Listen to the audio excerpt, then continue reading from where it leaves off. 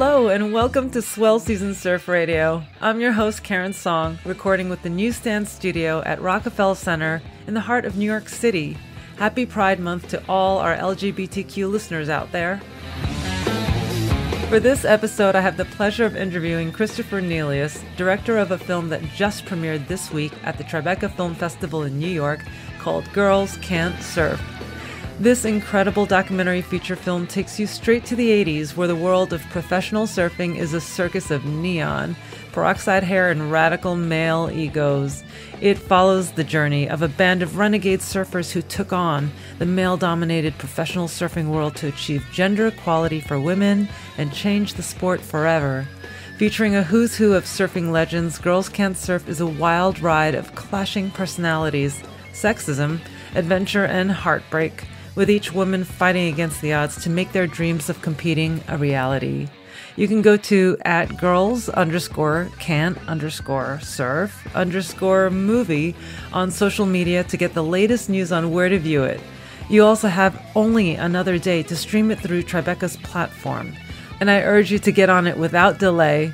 You will not want to miss this. It is truly such an enjoyable film to watch and a triumph.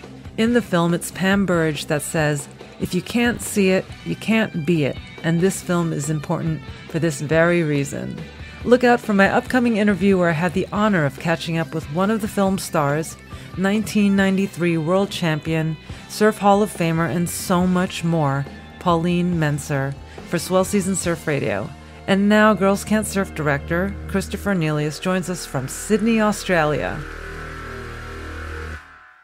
Thank you so much, Chris, for making the time to join us. Firstly, I really wanted to thank you for making Girls Can't Surf. It's such an amazing film and absolutely enjoyable and also sometimes painful to watch. But before we go into the film, I wanted to kind of go into your story, your beginnings. Like, where are you from? What was the surf scene like for you? Because I know Australia is a very unique place in its surf culture. I was made to watch Puberty Blues, which I don't think they allow you into the country until you've seen that film. It's the most referenced film. I don't know if people reference that to me because they know I surf, but I just feel like that, and finally I had to see it and it was pretty shocking, even by today's standards. Yeah, I mean, I think just quickly, Puberty Blues is a good representation of, I'll say like, white Australian culture, Anglo-Saxon surf culture, beachside culture, in the late 70s and early 1980s, and written by two girls who kind of went through it. And I think it is a good thing for people to watch because you get an understanding of how much it's changed in that much time. And for people that have never been to Australia before, it's a first world country and there's wonderful cities and educated people everywhere. But there's also there's a bit of a saying here that, Australia is kind of 10 years behind the rest of the world and New Zealand is 5 years behind us. but and I think that there are moments where that generalization rings true, and so Puberty Blues is really good for that. You guys might be behind in some ways and maybe in pockets, but I mean, given in this time of COVID, it's been really interesting. And then also New Zealand has this amazing, yes. female leader. Yeah. So in many ways, you are very much ahead. 100%, and that would be a whole other hour-long conversation. Yeah. But yes, no, absolutely, for sure. I'm not down on Australia. Look, my journey into surfing, I didn't take up surfing until I was in my 20s. I'm in my 40s now. And I did it at my local beach, kind of where I lived growing up, Bondi Beach. I just never sort of rolled in those circles. I never ended up getting handed a surfboard and taken down to the surf by my peers. But in my 20s, a mate took me and I was lucky enough to stand up and surf along some green wall on my first wave, and having such a good start was a big thrill and motivator, and feel very blessed that I got that experience because I love the beach and I love the ocean, and being able to surf is just something very special. So I didn't take it up until my 20s. So that means that I'm not a die-hard thinking about surfing 24 hours a day surfer. And I'm not a great surfer. But at that point in my life, took it as a something that I knew that I loved as much as I loved, the other things that were close to me, like music, and took it on that same way, and also started to immerse myself in the culture. So I started buying surf magazines and going, oh, okay, there's a history here, and there's stories that are being told and legends, and there's a fantastic sense of humor, and there's obviously incredible visuals, the photographs, like the things that would pop up in surfing magazines and that we see on the internet today are just extraordinary. And do you mind me asking you when you were in your 20s, what decade? We could just round so it off. This is like, I reckon it would have been around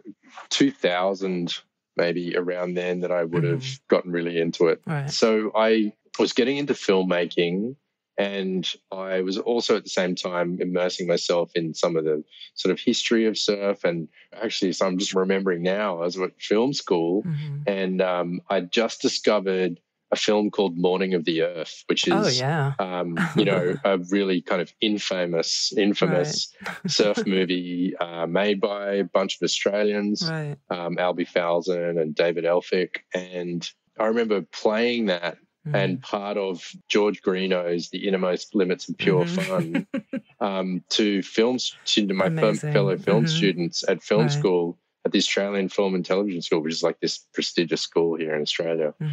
And it's funny because I haven't thought about this in a while, but I played them those pieces of beautiful 16mm film, and I was kind of like, this Morning of the Earth is like, it's almost like a new type of documentary. It's not just a surf film. I regard it to be something quite seminal in terms of just documentary as a form. And the music tells the story of these people's culture and lives and what they do.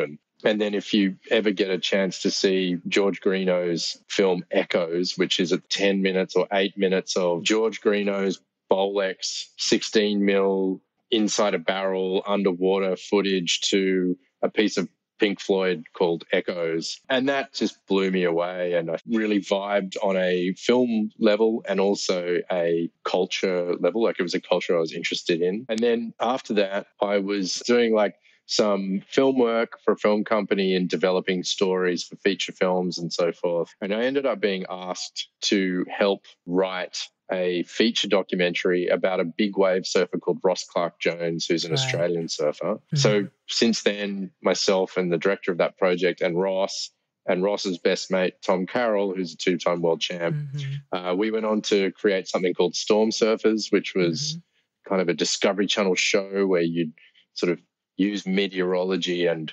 wave science and bathymetry and figure out the next big wave to surf, and we chase waves that way and turned it into a TV show. And then we made a 3D movie out of that as well, where we went to incredible places and shot it all in 3D. And I think that my relationship with Ross and Tom, they are the 80s, the quintessential 80s pro surfer, I am a golden god kind of characters, but just the most beautiful human beings. And those two are they're like the odd couple, like they're just hilarious. It was actually just from hanging out with them where I was like, my gosh, you guys are talent. Like, you should be on television. And so we kind of were lucky enough to take that and make that into something. But no shortage of characters in the surf community. and sort of that's what I was going to get to, which particularly in that generation. And there's something about those surfers that were kind of forged in the crucible of the 1980s pro surfing culture, whether they're American or Australian or South African or French or whatever. There's something about that generation where there was that sort of 80s effusive kind of sense of hope and anything is possible. And then these guys who all of a sudden were like the hottest things on the planet. And able to do, whatever they wanted, go wherever they went. But at the same time, there was this kind of facade of money where it looked like there was a lot of money in the industry, and there was. A lot of corporate sponsors were coming in. And there was money, but they weren't necessarily all seeing that, saying the same way they do today. It wasn't trickling down. Well, yeah, I mean, it maybe was, but not as much as it seemed as it was. And, you know, Ross and Tom would just tell me the funniest stories and tell me the greatest adventures and all that stuff. And I just really have been enamored by that generation of surfer ever since. And I think I would, like, as I said, you know, I was sort of immersing myself in that surf culture and looking at the modern surfers and kind of going, yeah, you guys are cool, but you don't really have this sort of joie de vivre or the or this lust for life, if you like, that this 80s generation has. And that kind of is really the logical link to how I got to Girls Can't Surf. Like, after hearing stories from Ross and Tom about Quicksilver would give them product and then they'd sell it so that they could make some money, which was not the idea, obviously. And you know, there must have been a moment where I just thought, well, if you guys were scrapping around, how the hell did the women do it? Yeah. Like, how on earth? Because I knew the names of the women, you know, as is sort of pointed to in the film. You know, there were moments where a woman would appear in a magazine and so forth. So I knew the name Pam Burridge, I knew the name Wendy Botha, but I didn't know any more about them. And I genuinely, about sort of 5-6 years ago, I just thought, how the hell did they do it? Who are they? Like, I wonder what story they have to tell. And then the other thing that kind of really, in a sense, clinched that for me was I started doing a bit of reading and becoming more interested in them. And then I'd go for a surf at my local. So now I've been surfing there for close to 20 years. At Bondi. So, yeah, which is a long time. And I've seen the change in the lineup in terms of the gender balance. So I've seen it go from, say, 2000-ish, where a girl would paddle out and you'd be like, ooh, there's a girl. You know, and to today, where I see young women and middle-aged women in groups where sometimes there's as many guys as girls, many girls as guys, sometimes more, and also just the freedom with which they approach the water has changed in my mind over the last 20 years. And I was looking at, like, young girls who would paddle out, and I'm talking, like, you know, little 8-year-olds and stuff, and then teenagers. And just thinking, I wonder how much you know about the history that you're now participating in. You know, I wonder how much you know about Pam Burridge. I wonder if you know who Wendy Botha is. I mean, I hope one of the outcomes of this film is that these women will be household names. I mean, I do believe that will happen. And then people will want to also find out more about, I think you touched in the film, of the generation before them, the Rel Sun generation, the pioneers who just go back, and then also the depth of the surfers that weren't necessarily in your film, you know? I mean, I think they're still out there, like the Kayla Kennelys, and I think it's important just to shed light to history. Absolutely. And as I was saying before, you know, when I started getting into surf culture, for example, at Open Tracks magazine, there would be a section that would go back 20 years, 30 years, whatever, and republish an article from an older thing, because it was like some cool article about Tom Curran or Michael Peterson. And I loved it, and everyone loved it, because it's this sense of history and the building of the myths through storytelling and journalism, but the building of those myths. And women's surfing hasn't had that opportunity yet. And I'd like to think that Girls Can't Surf can help with that. And by no means is it a history of women surfing. You know, gosh, it's really not.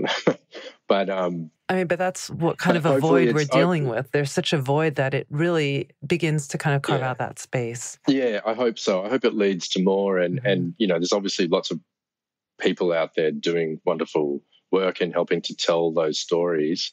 And I hope this can fit in there and help inspire people to tell more, because that's how men's surfing got to where it is today, by telling the stories, by lionizing those surfers, justified or not. Like that's how culture builds. That's how change happens. And I really hope that this helps do more of that, and that other people kind of keep going with it. Because my God, there are, you know, you could have made a movie out of each of one of the surfers that we've highlighted. I agree. In the film. I absolutely agree. And I think the character-driven storytelling makes it that much more powerful and more poignant, to see how kind of the issues of the